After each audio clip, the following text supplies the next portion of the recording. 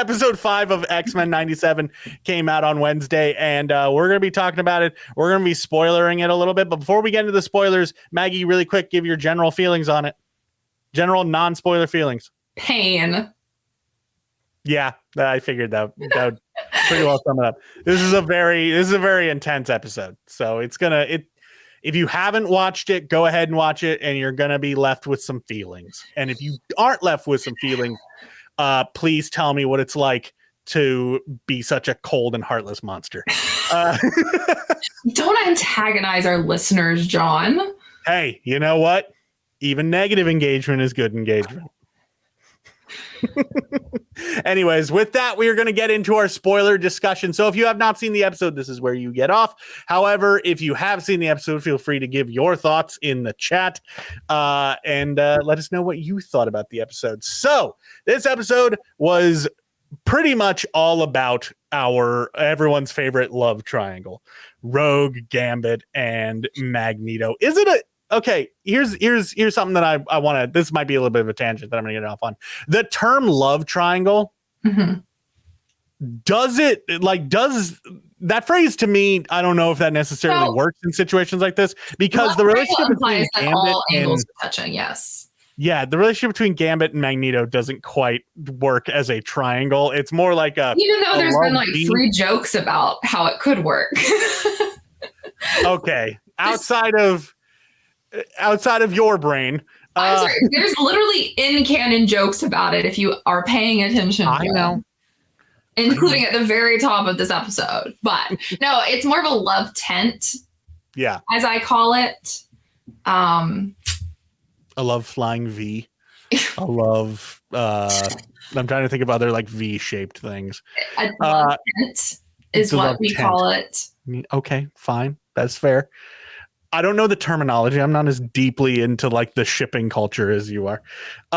So yes, it's all about those 3. They go to Genosha because the mutant nation is being welcomed into the UN, which is a pretty big deal. However, stuff very quickly goes off the rails. Meanwhile, the X-Men are being interviewed at the X-Mansion, and Cyclops has a little bit of a tizzy. Understandably, he's going through some stuff. And that's when we get a little bit of Jean Grey Wolverine. Another love tent stuff going on. That's like your classic love tent right there. But in the comments, also love triangle. Those points on the triangle have touched. I'm not. Your choice of wording there is what kind of. That left me with a mental image.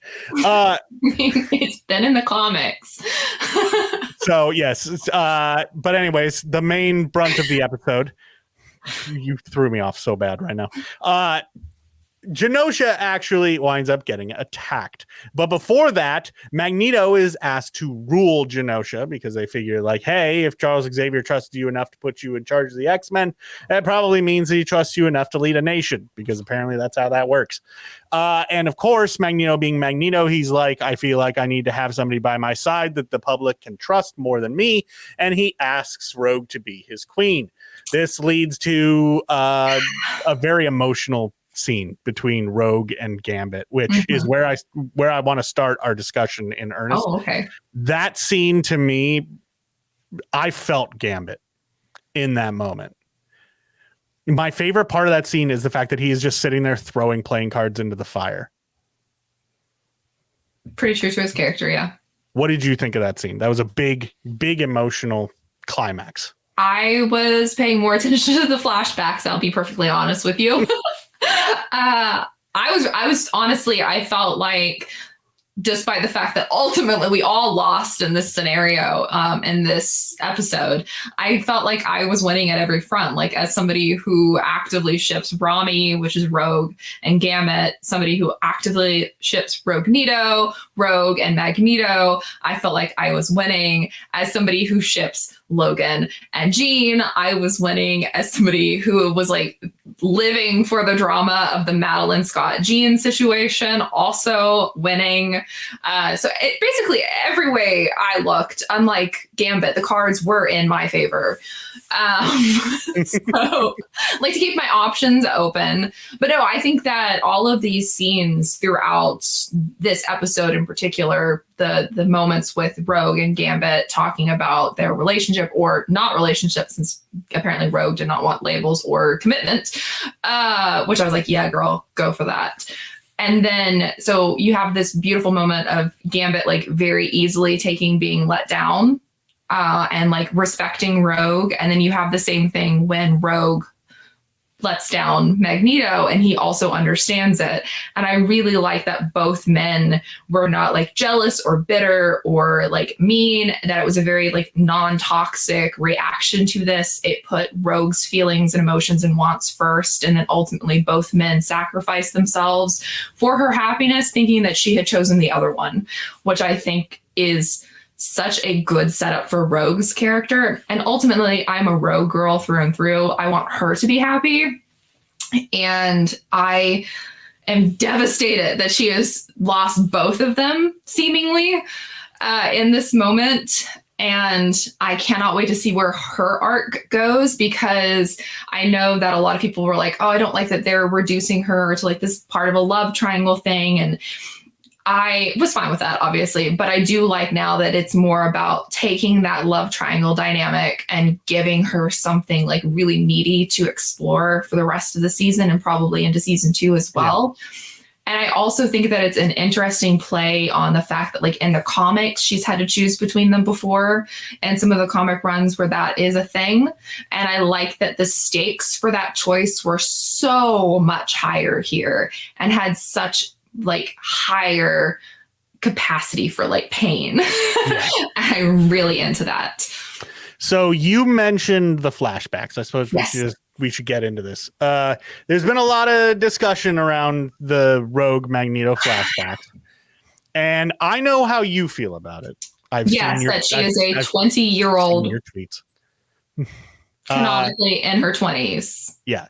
So you can let the audience know like what your full thing is. But right now, a lot of the discussion around it is there seems to be two things that people are raising some red flags about. There is like the sort of the way that it can be read is grooming. Again, we're not going there. Throws that, and then there is the power dynamic issue that throws up some red flags. What are your thoughts on both of those? That I think that we need to stop turning fandom into activism and using words that are real issues in real life and applying them to situations where they're not technically applicable, because she is a 20-something-year-old woman in those flashbacks. Also completely removes her agency from the situation, which I am like actively against the way that fandom and discourse infantilizes female characters.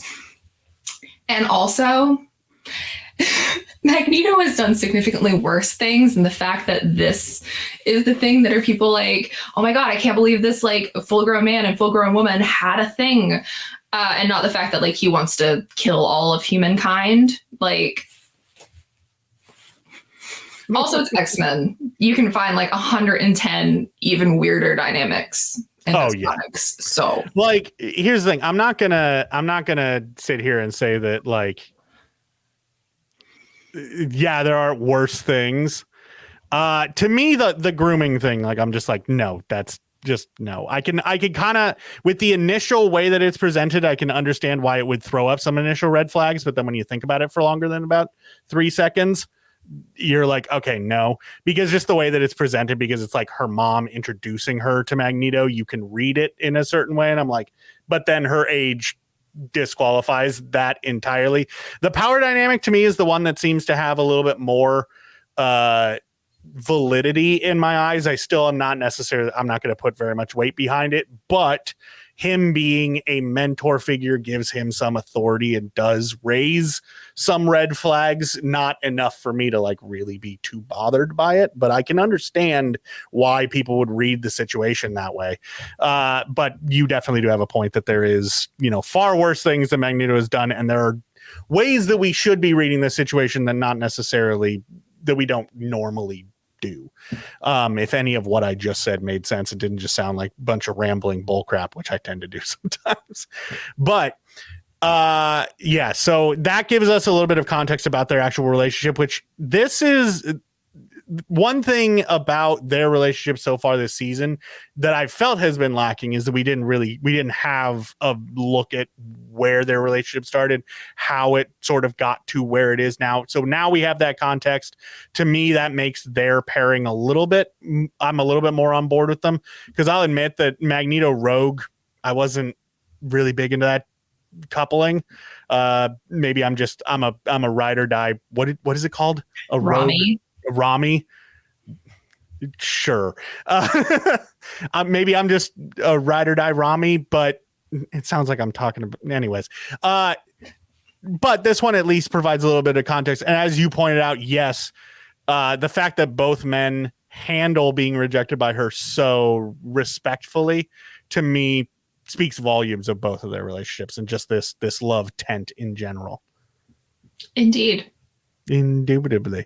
But yes, so then Genosha is attacked by a bunch of sentinels, including a giant, like kaiju sized sentinel with multiple heads, and stuff goes down. A lot of people get smoked. Like, there are a ton. There's a long list of dead people at the end of this episode. Mutants are just dropping left and right. Including Madeline. Madeline is dead. I'm like, how do you kill the Goblin Queen we've had for her for 2 weeks and you killed her? See, I'm not convinced that she's actually dead. Oh no, like, the writer confirmed she's smoked. She's gone. She's like dead. Oh, she's dead. Well, then I feel like that's a waste of her story. I was like, because to me that means I felt like she still had plenty of story left, and especially with this whole like her and Scott have been having their long distance. Yeah, plus Cable shows up for a mo to like talk to her and be like, "Hey, stuff's going down." And then so Madeline's dead. Shaw appears to be dead, or he's just resting his eyes. Emma Frost also seems to have been messed up. Yeah, luckily Kurt's not dead. He was on death's door. He was pretty bad. Who else? And then there's just countless unnamed mutants. I know. Like recognizable but unnamed mutants. I know. Including Jello skeleton guy. Who I forget. He is a character. I just don't remember his name. But yeah, a whole bunch of people get killed, and then of course our 3 X-Men jump into action, and it doesn't go super well. Real bad. Like something really not cool happened. It goes pretty bad. I will say something really cool does happen, and that is them jumping in to help the Morlocks, which especially was a nice moment given Gambit's connection to them in the comics. He has a history with the Morlocks that isn't exactly stellar, so getting to see him actively saving the Morlocks was pretty great. But sadly, the Morlocks, along with Magneto, get blasted. At least it looks like they get blasted. We don't see any bodies, so you know the usual story of if you don't see a body, they're probably not dead. But then, of course, Gambit. We saw a body there. He gets probably one of the coolest moments in the entire season. That is the most badass way to go.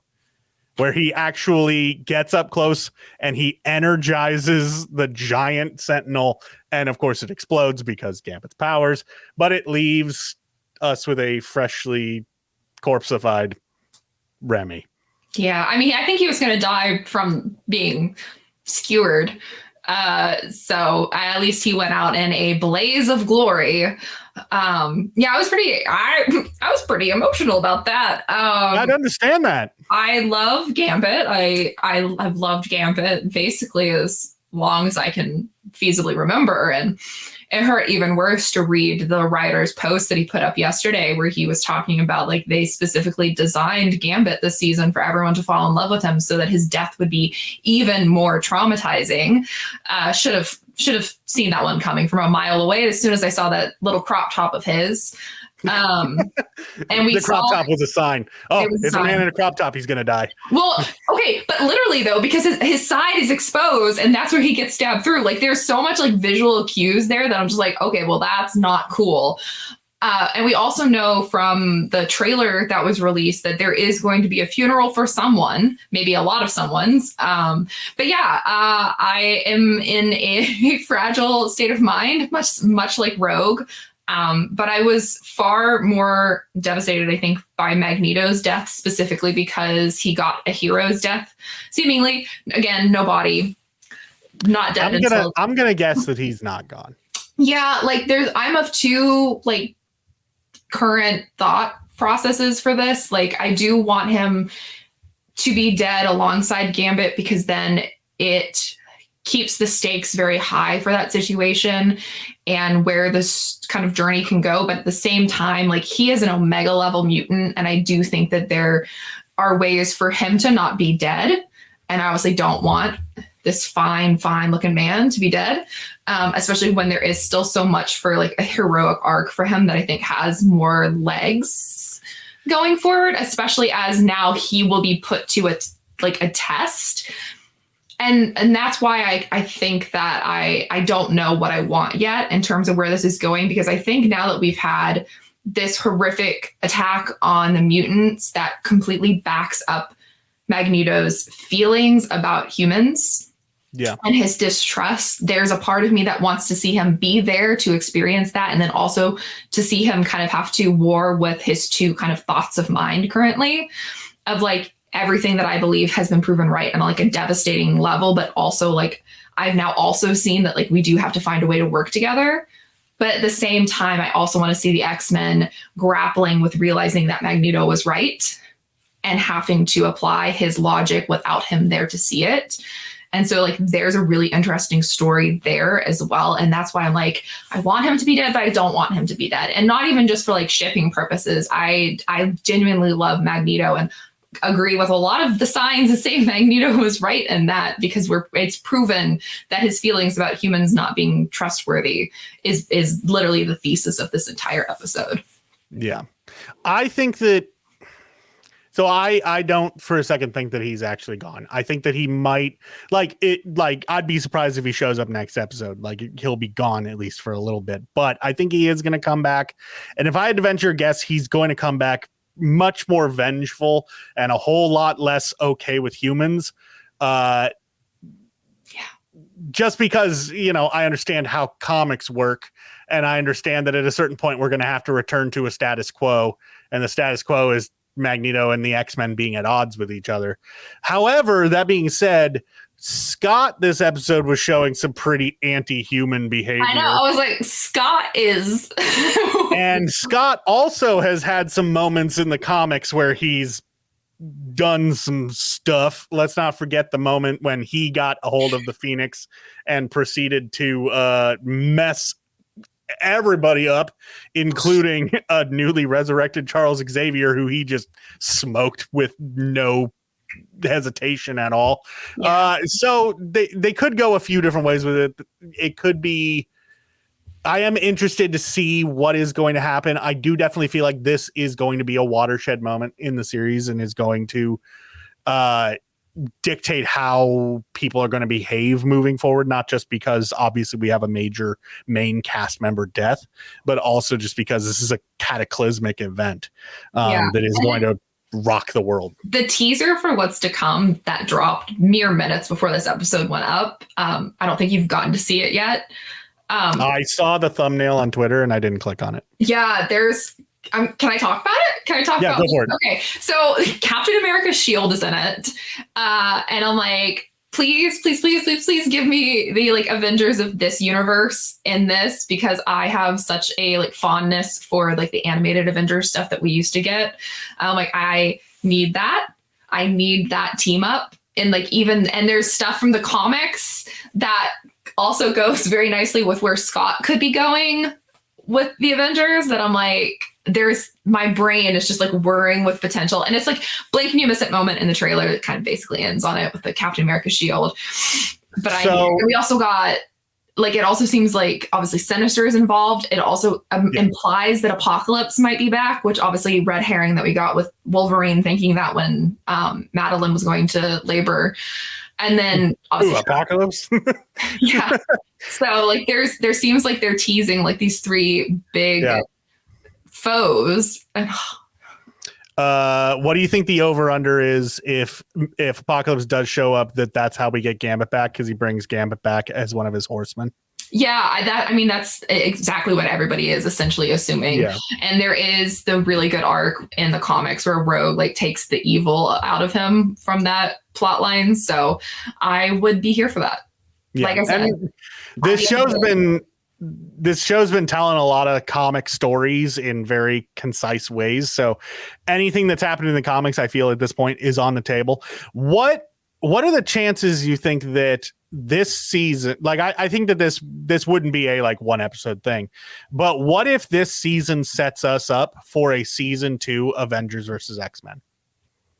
I'd be down. Obviously we haven't had House of M, so the story can't be exactly the same, but yeah, with us getting a bitter and like kind of hating humans Scott, we could be headed in that direction. Yeah, I mean, I'm down for that in a very big way. Basically, I like anytime the Avengers being attacked.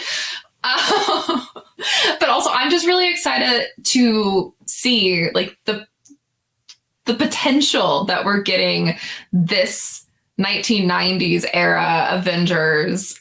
It brings me no shortage of joy, because I think there is so much to be done in the animated world with these characters. And especially since it's in isolation from the MCU, but also could set up things that they could play with. I mean, I like I've said before, I love what they're doing with Fantastic Four and that being set in the 60s. And I like the idea that they could play with these storylines in isolation in different media. Because I think that's a really great way to break free of having to grapple with a lot of things that modern technology makes difficult for a lot of superhero stuff. Yeah. So I'm just really, really excited. It could also be a cool way, because obviously the show has been, fairly successful. It's been a pretty big hit with fans. It could be an interesting way for them to potentially backdoor pilot like revivals of their old Spider-Man show, the old Iron Man show, a lot of these old cartoons from the 90s. They could bring those characters back in an Avengers versus X-Men plot line, and then use that as a jumping off point to spin off animated Zemo. You could get animated Zemo. You're giddy like a schoolgirl over there, just like Zemo. That would be. I'm actually enrolled in Xavier's school. That would be pretty rad, but I think that would be funny that like my two favorite characters are Magneto, who's like, I want to rid the world of humans, and Zemo, who's like, I want to rid the world of people with superpowers. Just like, and they both wear purple. Two contradictory and yet somewhat similar. And me in the middle, like your taste in fictional men. So very uniquely you, Maggie. So that was our thoughts on X-Men 97.